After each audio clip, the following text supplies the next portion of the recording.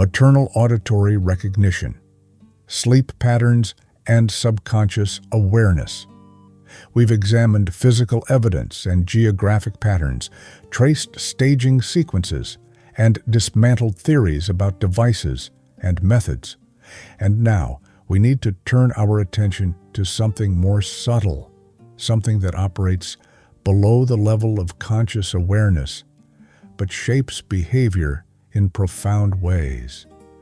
We need to think about what a mother hears during sleep, not what she consciously registers, not what she later remembers hearing, but what her nervous system detects, what her brain processes even when consciousness is elsewhere.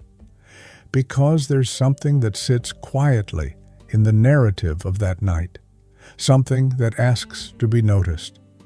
A mother reported hearing nothing unusual, no cry, no disturbance, no sound that prompted her to check on her children. And yet, a neighbor some distance away heard a scream described as animalistic, as the sound of someone in profound distress.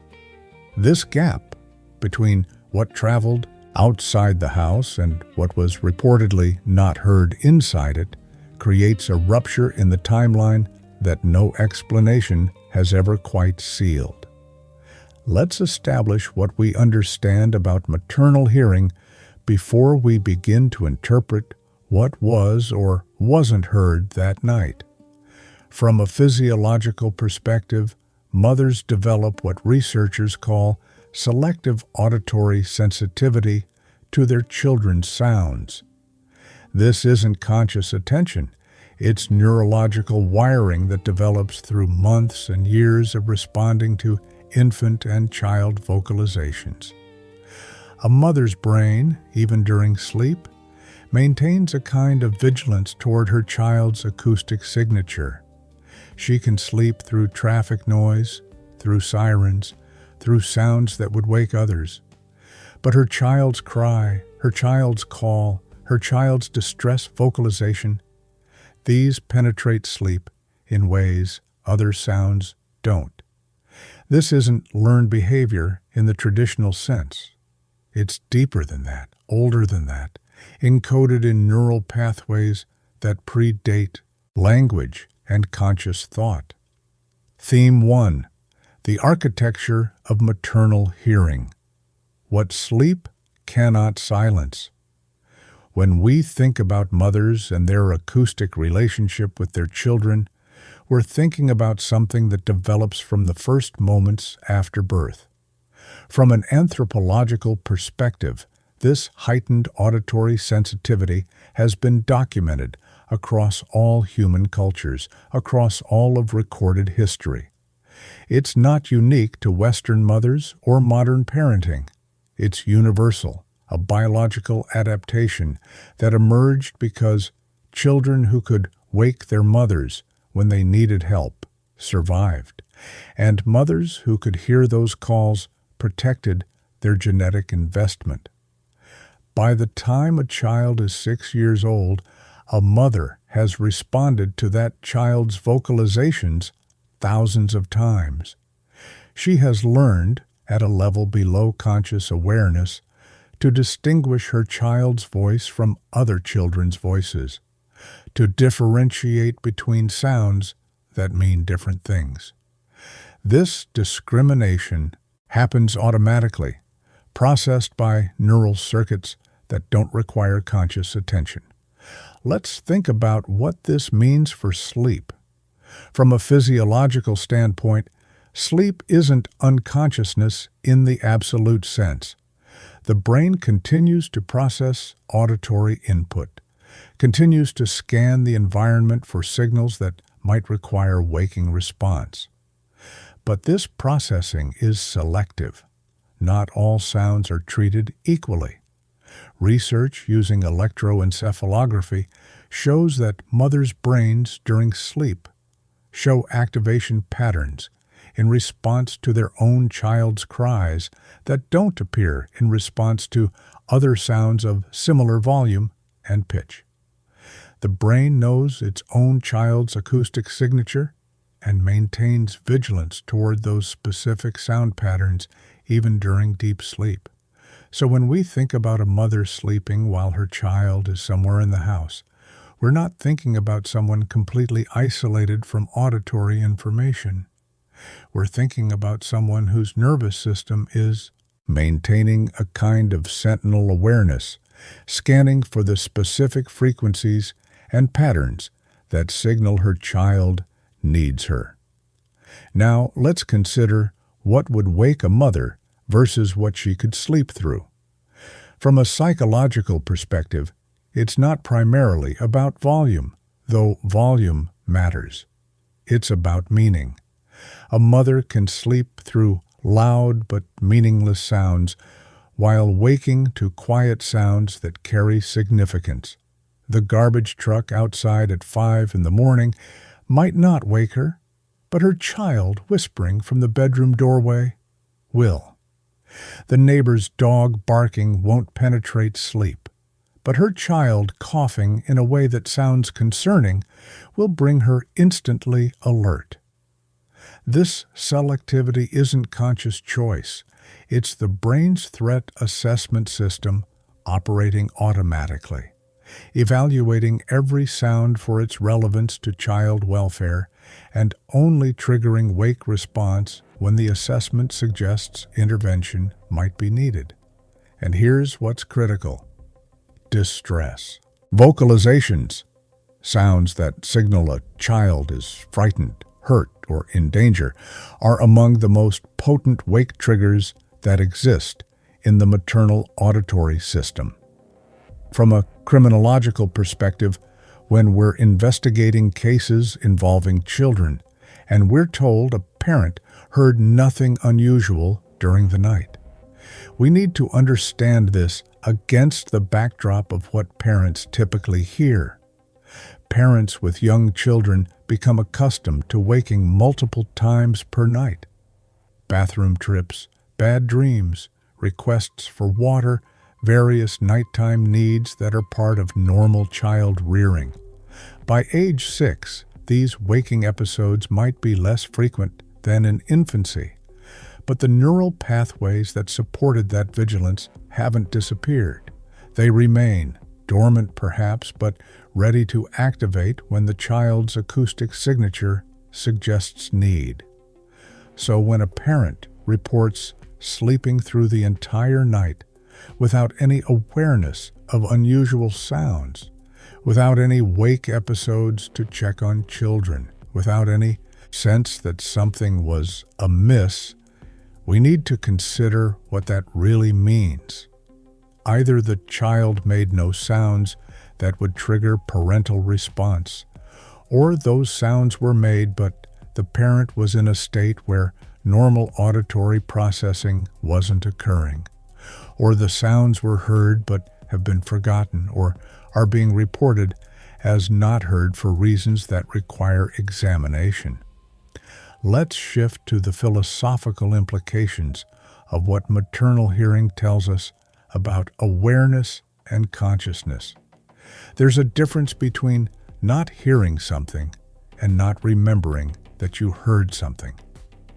From a physiological standpoint, the brain can process sounds, can even briefly wake in response to sounds, without creating lasting memories of the wake episode. This is particularly true in the lighter stages of sleep, or when someone is extremely fatigued. So when someone says they didn't hear anything, they might mean they have no conscious memory of hearing anything, which is subtly but significantly different. The question becomes, if sounds occurred that should have triggered maternal wake response, is it plausible that those sounds were heard, responded to at some level, but not remembered consciously? Or does the absence of conscious memory suggest the sounds didn't occur in a way that would trigger that response? The distinction matters because it shapes how we understand the timeline and who was aware of what during those hours. From an anthropological lens, we can examine how different cultures understand maternal auditory vigilance. In cultures where extended family co-sleeps, where multiple adults are present during nighttime hours, mothers still maintain preferential attention to their own children's sounds. In cultures where children sleep separately from parents, maternal hearing adapts to monitor across distances. The specifics vary, but the core principle remains constant. Mothers hear their children in ways that transcend what conscious attention would provide. This universality tells us we're dealing with something fundamental to human psychology, something that doesn't simply disappear because a child reaches a certain age or because circumstances are stressful. If anything, stress can heighten this vigilance, can make mothers even more attuned to potential threats to their children. So the absence of hearing, the reported lack of awareness that anything was wrong, creates a question that sits uneasily against everything we know about how maternal auditory systems function. From a logical perspective, let's consider what we're told about that night and compare it against what we would expect maternal hearing to detect. If there was an intruder in the house, moving through spaces, accessing a child's bedroom, removing that child from her bed, these actions would create sounds. Perhaps not loud sounds if the person was being careful, but sounds nonetheless. Footsteps, door hinges, the shifting of bedding, movement through hallways. A mother sleeping in the same house, on the same floor, with neural circuits tuned to detect exactly these kinds of anomalous nighttime sounds, would typically register at least some of this activity. Not necessarily consciously, not necessarily with full waking awareness, but at some level of processing that might prompt her to listen more carefully, to half-wake and scan the auditory environment, to feel a sense of unease even if she couldn't identify its source. The absence of any reported sense of something being wrong, any wake episodes to check on children, any auditory registration of unusual activity, strains against what we know about how maternal hearing typically operates.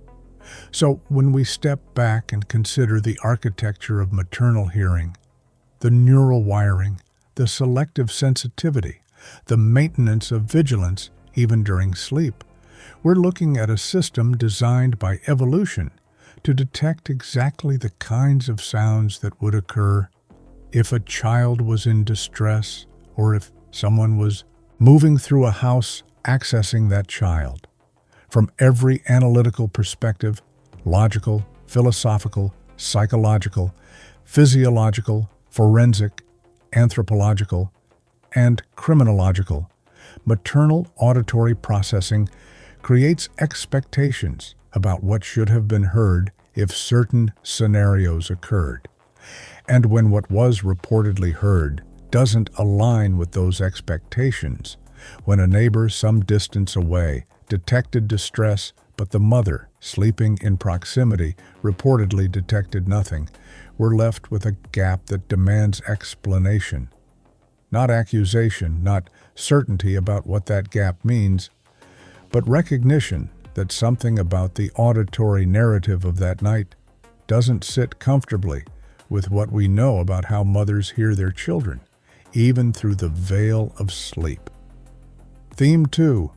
The acoustic signature of normal versus abnormal. What triggers?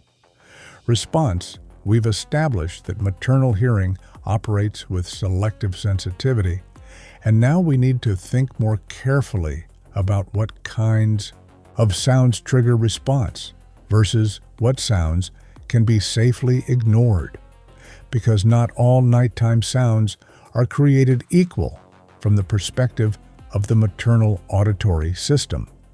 From a psychological standpoint, parents develop what we might call an acoustic baseline for their children, a sense of what's normal, what's within the range of expected nighttime sounds, versus what's anomalous, what signals that attention is needed.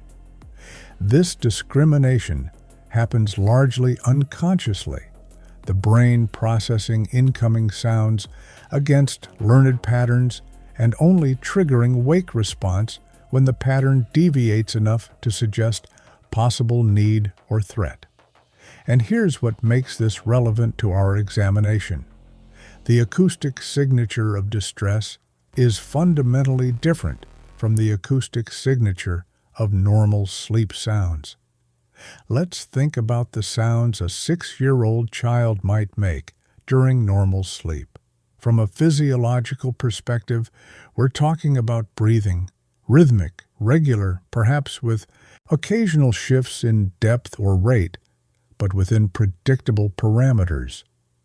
We're talking about movement sounds, shifts in position, rustling of bedding, normal sleep motility. Perhaps occasional vocalizations, brief sounds during dreams, nothing sustained, nothing that sounds like conscious communication. These sounds form the acoustic baseline. A mother sleeping in proximity has heard these sounds thousands of nights. Her brain has learned to classify them as normal, safe, no intervention needed. They don't trigger wake response because they don't signal need.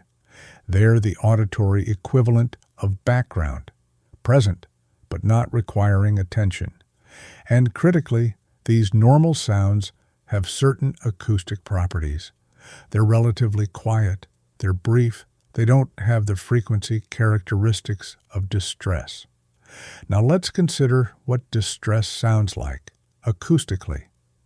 From a physiological standpoint, distress vocalizations, whether from pain, fear, or other acute negative emotional states, have distinctive characteristics.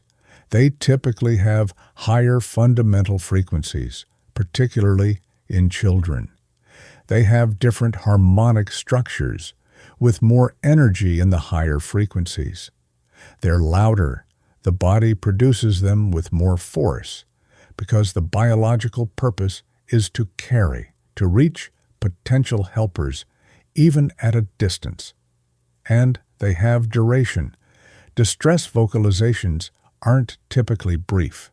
They're sustained until the distress is relieved, or until exhaustion makes continued vocalization impossible. These acoustic properties aren't arbitrary. They evolved specifically because they're effective at penetrating the auditory defenses of sleep, at triggering attention and response in caregivers. The brain is wired to classify sounds with these characteristics as requiring immediate response. From a criminological perspective, when we're told that a mother heard nothing unusual during the night, we need to ask what sounds, if any, were actually produced. If the child departed from her bed peacefully, if she was deeply asleep when moved, or if she went willingly with someone she trusted, she might not have vocalized distress at that point. The undisturbed bed, which we examined earlier, supports this possibility. But we also have the neighbor's account of a scream, a sound described as animalistic, suggestive of significant distress. If such a vocalization occurred, if it was loud enough to reach outside the house and be remembered by a neighbor years later, it had to have acoustic properties that would penetrate walls and windows. And sounds that penetrate to the outside virtually always penetrate to the inside as well, especially when the internal listener is a mother whose auditory system is tuned specifically to her child's distress signals. Let's think about this from an anthropological angle. Across cultures, across the breadth of human experience, there are consistent patterns in how mothers respond to child distress sounds.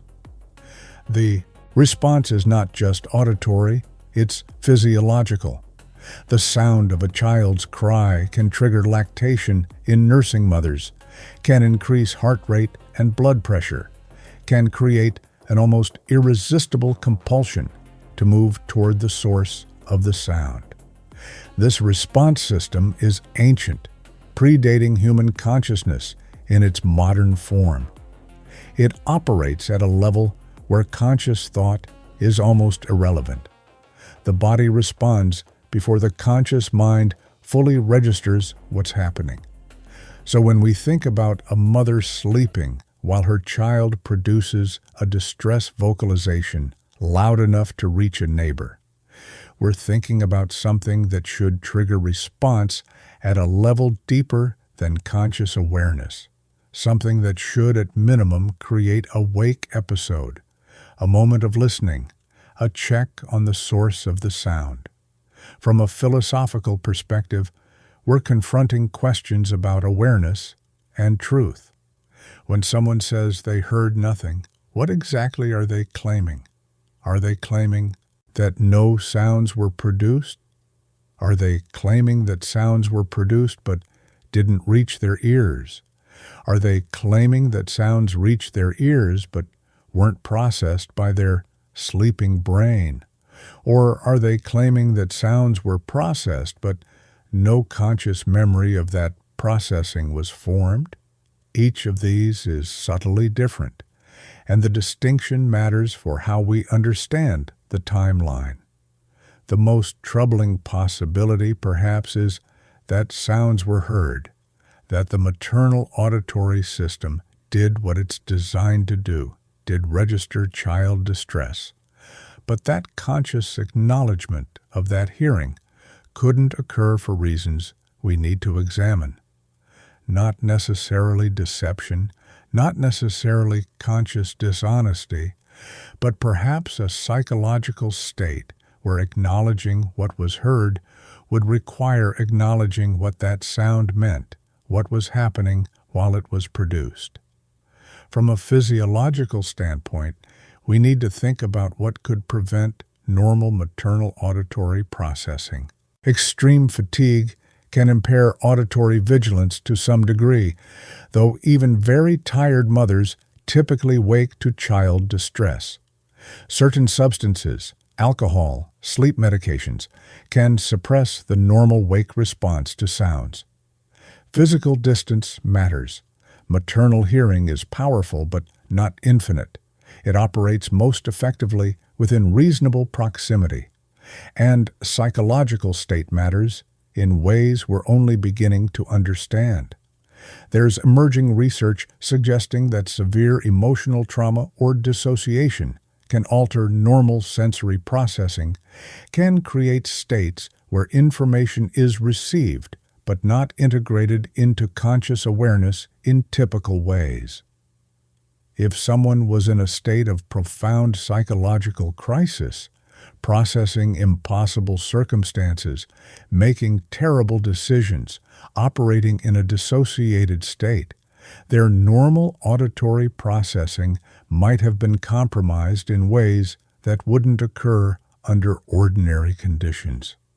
So when we think about the acoustic signature of normal versus abnormal, when we consider what should trigger maternal response versus what can be safely ignored, we're building an expectation about what should have been heard if certain events occurred. From every analytical perspective, logical, philosophical, psychological, physiological, forensic, anthropological, and criminological, a child's distress vocalization loud enough to reach a neighbor should have been more than loud enough to trigger maternal response in a mother sleeping in proximity. The absence of that response, the reported lack of hearing, of waking, of checking, creates another rupture in the narrative.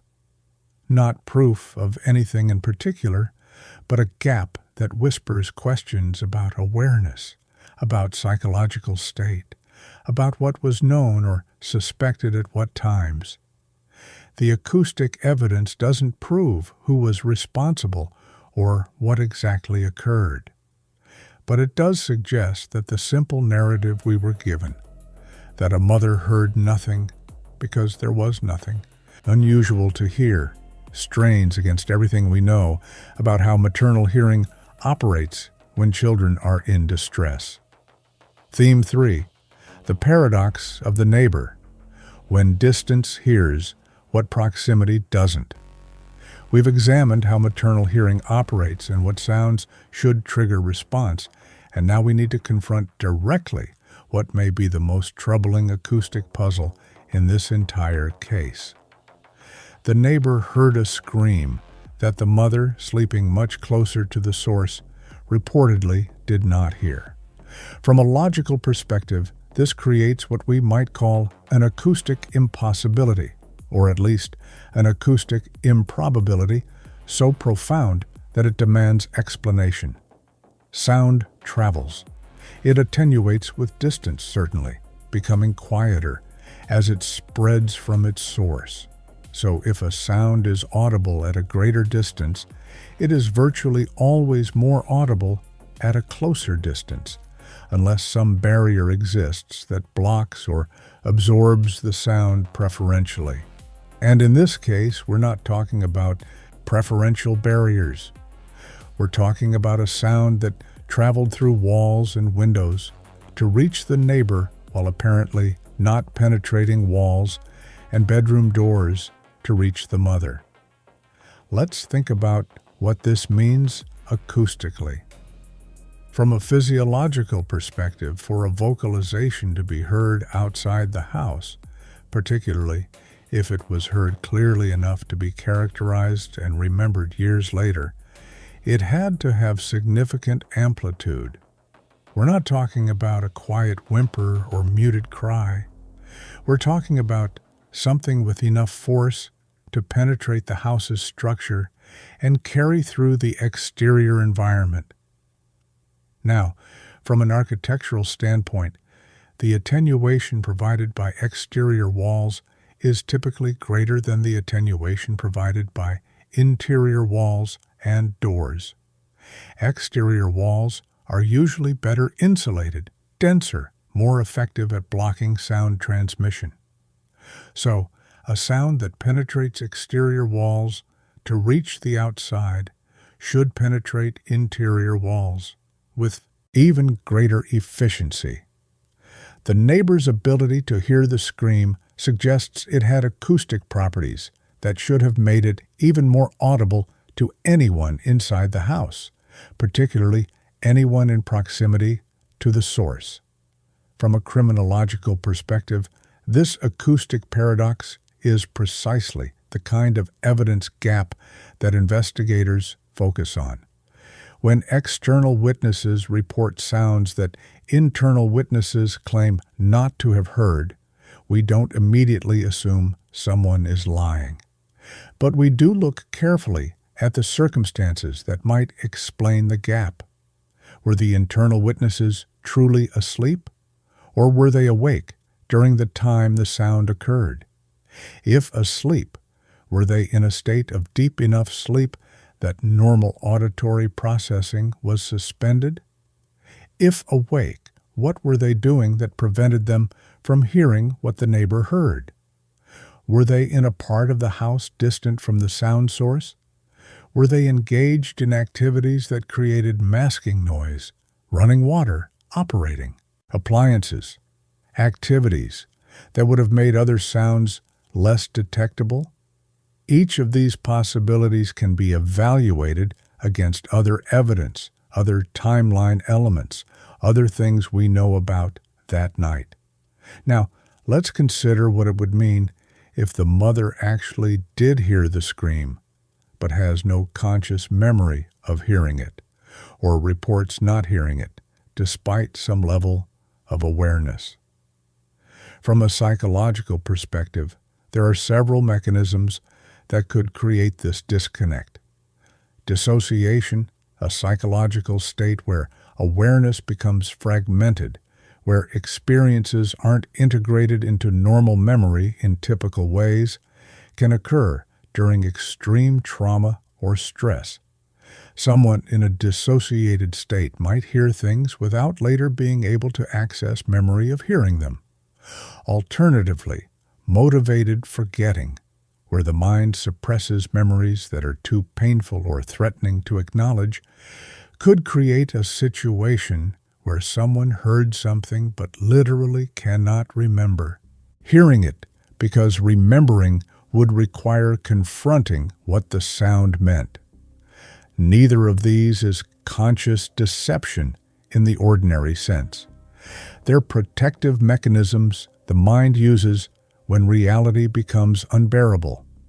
From an anthropological lens, we need to understand that the relationship between hearing and acknowledging is not always straightforward. In many cultures, there are documented phenomena where people fail to consciously register information that threatens their understanding of reality or their social bonds. This isn't unique to any particular culture. It appears to be a universal human capacity, part of how we protect ourselves from truths we're not ready to face. A mother hearing her child's distress cry in the context we're examining, if that context involved awareness or suspicion of who was responsible for that distress, if that context created unbearable conflict between protective impulses toward different children, if that context threatened to shatter the family structure entirely, might have psychological barriers to acknowledging what she heard. Not because she didn't hear it in the acoustic sense, but because acknowledging the hearing would require acknowledging implications she couldn't face. Let's shift to the philosophical implications of this acoustic paradox. We want reality to be simple. Either a sound occurred or it didn't, either someone heard it or they didn't. But human consciousness doesn't always offer us that simplicity. Awareness exists on a spectrum, from fully conscious and integrated into memory, to dimly perceived and quickly forgotten, to received at some neural level, but never reaching conscious awareness at all. When we're asked to believe that a neighbor heard a scream that a mother didn't hear, we need to consider which of these levels of awareness we're being asked to accept. Is the claim that the sound literally didn't reach the mother's ears, that somehow physics worked differently for the neighbor than for the mother? Or is the claim that the sound reached the mother's ears but wasn't processed by her sleeping brain, despite everything we know about maternal auditory sensitivity?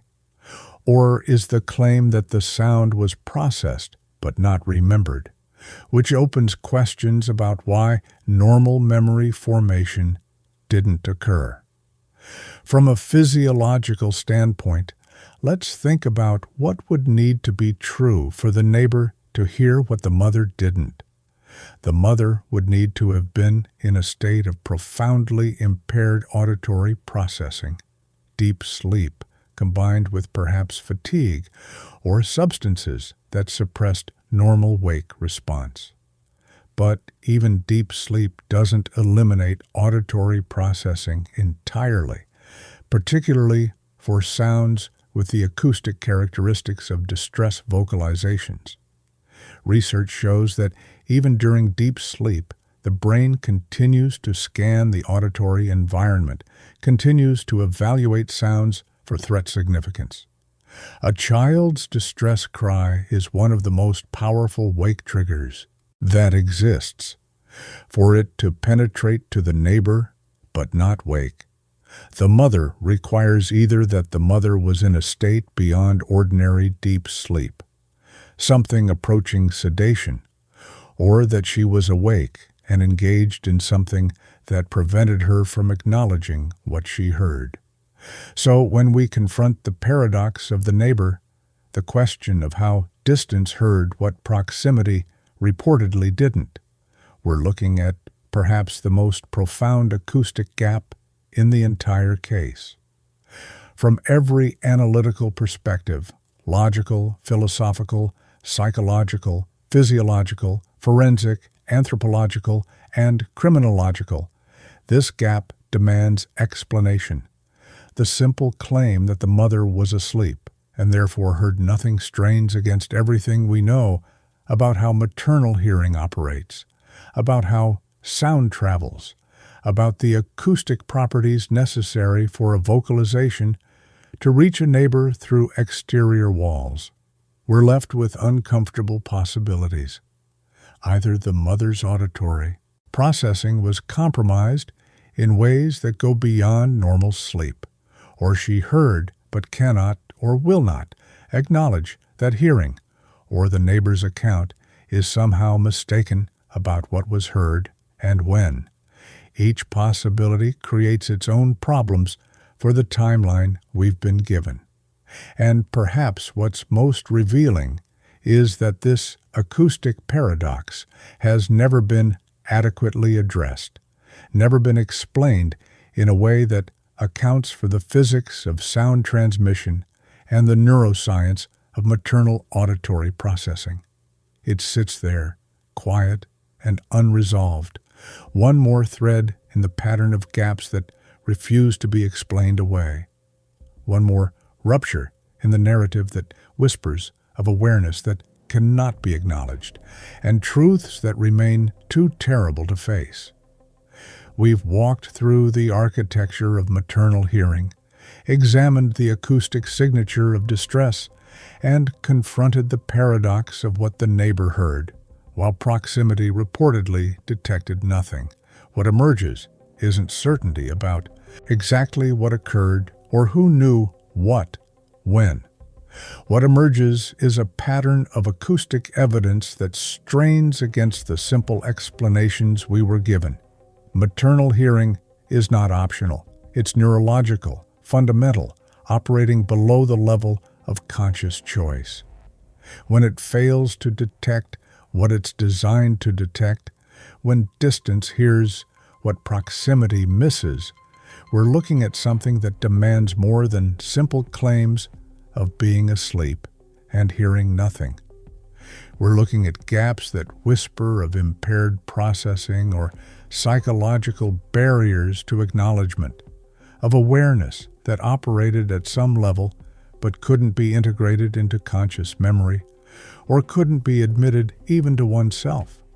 The acoustic evidence doesn't tell us what happened in absolute terms, but it tells us that what we were told happened, that a mother heard nothing because nothing unusual occurred, cannot hold its weight against what we know about sound, about maternal hearing, about the neuroscience of vigilance that every mother carries within her, even through the deepest sleep.